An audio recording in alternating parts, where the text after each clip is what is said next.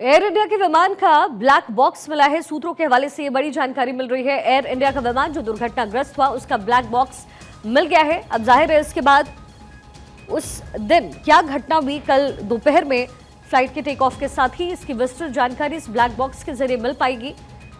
242 लोग इस प्लेन में सवार थे, मात्र एक व्यक्ति की जान बच पाई, बाकी सब इस दुखद घटना का शिकार हुए हैं। लेकिन बड़ी जानकारी मिल रही है, एयर इंडिया के विमान का ब्लैक बॉक्स मिला है। मेरी सहयोगी पूर्णिमा मिश्रा इस समय ग्राउंड जीरो पर मौजूद है, मेरे साथ कनेक्टेड है। पूर्णिमा, ब्लैक बॉक्स मिलने की इंफॉर्मेशन मिल रही है, जाहिर है कल दोपहर क्या कुछ हुआ, क्योंकि इससे पहले मेडे कॉल भी पायलट की तरफ से दिया गया था। अब और जो जानकारी है खुलकर सामने आ पाएगी। ब्लैक बॉक्स से शिखा क्या जानकारी निकलकर सामने आती है, क्योंकि ब्लैक बॉक्स को कई लिहाज से बहुत महत्वपूर्ण माना जाता है, क्योंकि ब्लैक बॉक्स जो है वो विमान का पूरा डेटा और जो कॉकपिट के बीच में जो बातचीत होती है, कॉकपिट के अंदर जो बातचीत होती है, उसको कंटिन्यूसली रिकॉर्ड करता है। उससे सबसे अच्छी बात यह है कि दुर्घटना के कारण क्या रहे, क्योंकि इस दुर्घटना के बाद सबके मन में सवाल यही है कि आखिर ये विमान दुर्घटनाग्रस्त कैसे हुआ। और ब्लैक बॉक्स उसमें एक बहुत ज्यादा महत्वपूर्ण इंपॉर्टेंट डेटा के साथ साथ पूरी बातचीत का ब्यौरा रखेगा। और इसके जो ब्लैक बॉक्स है, इसकी तलाश देखिए लगातार की जा रही थी एयर इंडिया के विमान 171 से लेकर। इसमें क्या कोई तकनीकी खामी रही, पायलट के बीच की बातचीत क्या रही, जो अंतिम पल थे मेडे कॉल देने से पहले, वो सब इसमें क्या रहा, इस बात की जानकारी ब्लैक बॉक्स से मिलेगी। लेकिन अभी भी ये सूत्रों के हवाले से खबर है कि ब्लैक बॉक्स बरामद किया जा चुका है। इसको लेकर अभी तक कोई आधिकारिक जवाब है नहीं।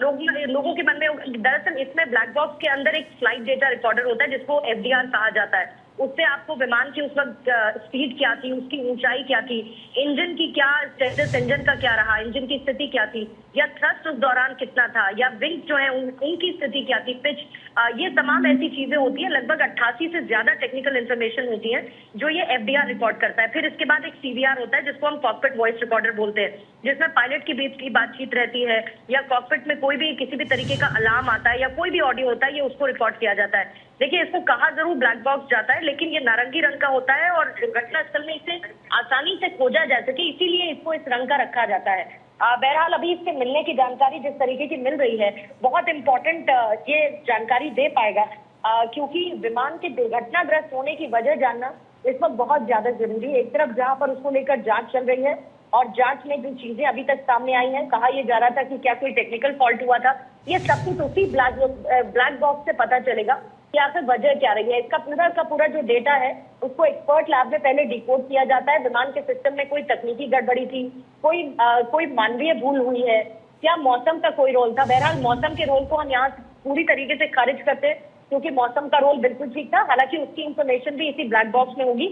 और सबसे इंपॉर्टेंट रहेगा कि पायलट के बीच में, सबसे आखिर क्षण के बीच में क्या फैसला लिया गया, क्या बातचीत हुई है, डीजीसीए है और जो एयरक्राफ्ट मैन्युफैक्चरर है, ये दोनों इस ब्लैक बॉक्स की जांच करेंगे। और अगर ये ब्लैक बॉक्स मिल चुका है, जैसा कि सूत्रों के हवाले से खबर है, तो बहुत इंपॉर्टेंट इंफॉर्मेशन इससे निकलकर सामने आएगी, जिससे क्लियर हो पाएगा कि आखिर ये विमान दुर्घटनाग्रस्त क्यों हुआ, जिसमें मौजूद इतने लोगों की जान चली गई और ये हादसे की वजह बनी। पूर्णिमा, जिस एक व्यक्ति की जान इस पूरे हादसे में बच पाई है किसी तरीके से, क्या उनका कोई स्टेटमेंट रिकॉर्ड हुआ है, उनकी तरफ से कोई भी ऐसी जानकारी जो साझा की गई हो? देखिए, उनकी तरफ से ऐसा जो जानकारी किसी जांच का वो हिस्सा बन सके, ये जानकारी तो नहीं है।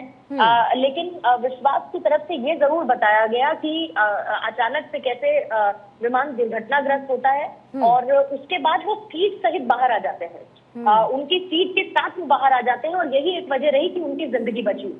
जब वो अस्पताल में भर्ती थे तो उनसे अमित शाह से लेकर प्रधानमंत्री नरेंद्र मोदी पहुंचे, उन्होंने भी उनसे मुलाकात की थी, उनका हालचाल जाना था। और उन्होंने ये बताया कि किस तरीके से जैसे ही उन्हें होश आया, उनको ये महसूस हुआ कि आसपास विमान के टुकड़े पड़े हुए हैं, आसपास जो शव है वो शतविक्षत हालत में पड़े हुए हैं और वो उन्हें कोई एम्बुलेंस में लेकर जा रहा है। उनके भाई उनके साथ ट्रैवल कर रहे थे, जिसकी जानकारी उन्होंने जुटाने की उसी समय कोशिश की। लेकिन जाहिर है, आप भी जानती हैं कि इस विमान हादसे में सिवाय उन्हें छोड़कर, और ब्रिटिश संघ के नागरिक हैं ये भारतीय, इनके अलावा और किसी की जिंदगी बच नहीं पाई है। यही उनकी तरफ से साझा किया गया।